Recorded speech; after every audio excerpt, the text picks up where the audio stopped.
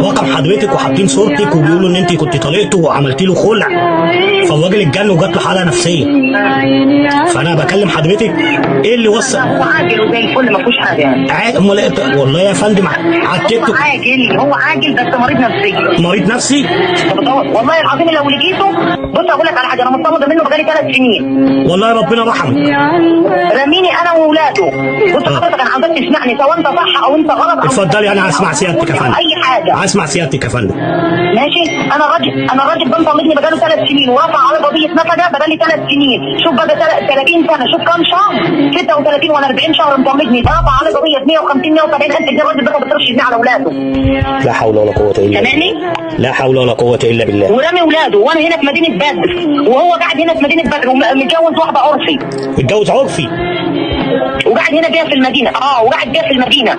لا حول ولا قوه. انت بتتكلم ان هو بيخوض في عرض وشرف ناس ثانيين، هو ده مش بعيد عليه عشان عرض في عرضي انا وشرفي انا. يعني عطف خلط. يعني انا عاوز اقول لحضرتك في ناس في برنامج التيك توك مشاهير جدا، هو دخل اتكلم فيهم وفي عرضهم وفي حريمهم، وبيتكلم على الحريم وبياخد صور الحريم، ويقول لك فلان نام مع فلانه وفلانه نامت مع فلان، وهتك اعراض.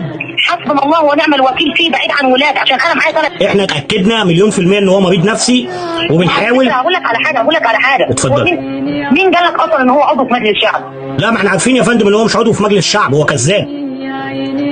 ايوه هو مش عضو مجلس الشعب ولا عضو مجلس نواب اساسا. ده كان عباره عن واحد في المدينه هنا، معلش تبع الحزب بتاع مجلس الوطن ده، اللي هو لما يبقى في حد زياره في العماره عندي ابعت على الجروب، فهو يروح باعت سباك وباعت كناس وباعت مساح يمسح ويكنس. يعني بتاع زباله يا زبال. انت بص، انت شكلك متضايق منه. والله ده زبال، انا متضايق من اللي جايبينه امه، بندور وراه عشان نجيبه يا فندم.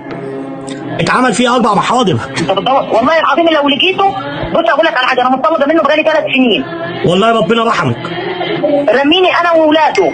بص حضرتك انا عاوزك تسمعني، سواء انت صح او انت غلط. اتفضلي انا هسمع سيادتك يا فندم. اي حاجه. هسمع سيادتك يا فندم. ماشي.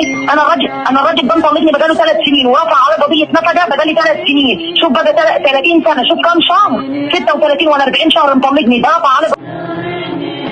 يعني هو ما طلعش ولا نائب ولا نيله.